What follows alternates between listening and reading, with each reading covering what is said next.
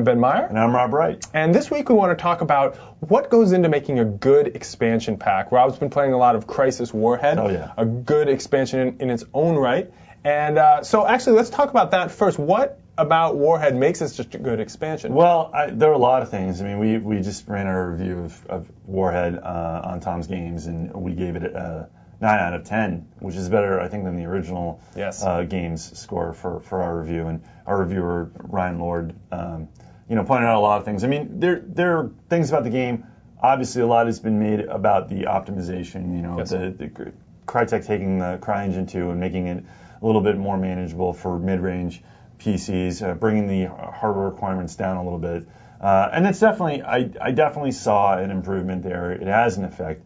But what really impressed me was, there were two things. First, I thought the level design was great. I thought the single-player campaign moved at a quicker pace, had a lot more action, and really focused on these huge sort of epic battle sequences, and they were just explosive. They were really exciting, and the finale of the game is just, I think it's off the charts. I thought it was great. Blows away the sort of cliffhanger ending that we saw in Crisis. And then also, even bigger, is the Crisis Wars, which is the multiplayer component for Warhead. It's actually a separate install, and it is an improvement on Crisis, the original multiplayer, in every way. The original multiplayer for Crisis was just kind of slow. It was, it definitely needed some work. Too often I thought you were in like these maps that were too big and not enough was going on. But this one, I think the maps are better. It streamlines the action. It eliminates some of the learning curve on the other more complex multiplayer modes, and definitely a huge improvement. So multiplayer is definitely one of those things that we thought, when you can expand and improve the multiplayer,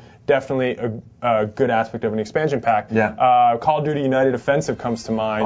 Where they added all the different bigger maps, the ranking system. They improved it, really, really improved things, and new modes as well. So it just kind of diversifies the gameplay and really just makes the game last. Like Base Assault and some of the other modes that they added. And United Offensive is just one of my favorite expansion packs of all time. I think it's great. So another area that makes for a good expansion pack, great expansion packs in some cases, for RTS is new units and factions. I mean, this is key. It sounds kind of obvious. Of course you're going to add new units and factions. But it's hard to do. I mean, there's only been, in my mind, a small number of RTSs have really done it well, and first example would be StarCraft Brood War.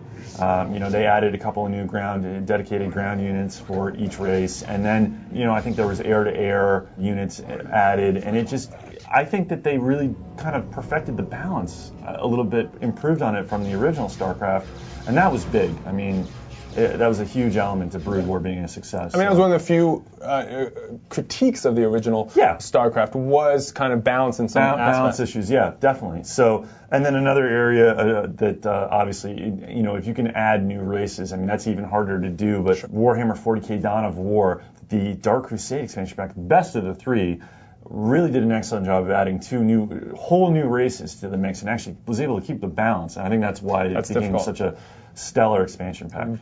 Balance is key. On the RPG side of things, kind of related is adding more classes. Diablo 2, Lords of Destruction. They added Assassin, they added the Druid, and more armor, weapons, just really adding to the complexity and diversity of kind of the characters, and it gives it more life. Burning Crusade too. Neither of us play WoW, but that was one of the reasons that expansion was one of the best-selling games of the year. It's not just increasing the sort of the level cap, and you got to have something that allows people to customize. Spice it up, Spice it up. You got to spice it up. Another aspect that makes for a good expansion pack in our minds. This may again seem obvious, but new storyline, new characters. Characters, a great example of this, probably the best example, is the Star Wars Jedi Knight series, the expansion pack Mysteries of the Sith.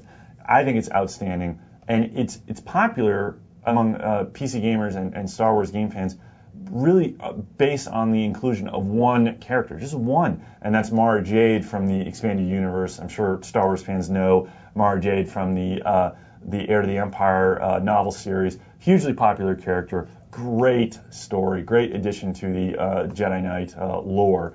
And it's another example would be Baldur's Gate 2, Throne of Bhaal. Now, this is interesting because it doesn't exactly change what came before it. It's almost like Baldur's Gate 3. Yes. I mean, it concludes that epic storyline, almost making it into a trilogy. And that's just, I mean, that's really hard to do, especially in an expansion pack. But I mean, they pulled it off. BioWare, just phenomenal. Yeah, a lot of times expansions are tacked on, and you can do that well. You know, you set things in between two storylines. It's not canon. It's not pertinent to the main storyline. But Throne of Bhaal, just, when you can do that, it really puts it over the top. Yeah. And we couldn't talk about expansions without talking about new weapons. Because what is more fun than having different ways to blow stuff up? United Offensive, 30 caliber machine gun comes to mind. Bazooka, also awesome. Great. Fear Extraction Point had those deployable turrets. Yeah, you throw them on the ground and they shoot people for you. It's awesome. How about organic weapons in Half-Life? Opposing Force. Yeah, the Spore Launcher. That's sort of like the tried and true rule for any shooter is that you have to have some cool new weapons to go to war for. I mean, in Crisis Warhead, there was obviously the big weapon at the end of the game, but there was also the one that I liked.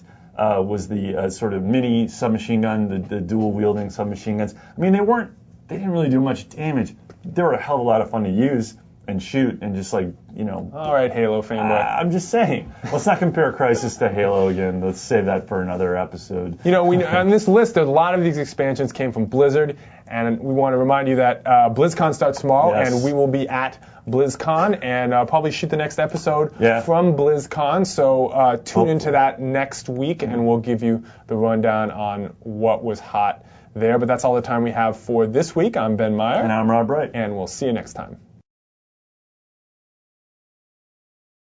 Me and Rob, we're Mavericks, okay? And we're not going to just talk about good games. We're going to talk about bad games. We're going to go into the game industry, and we're going to reform. Get me out of here.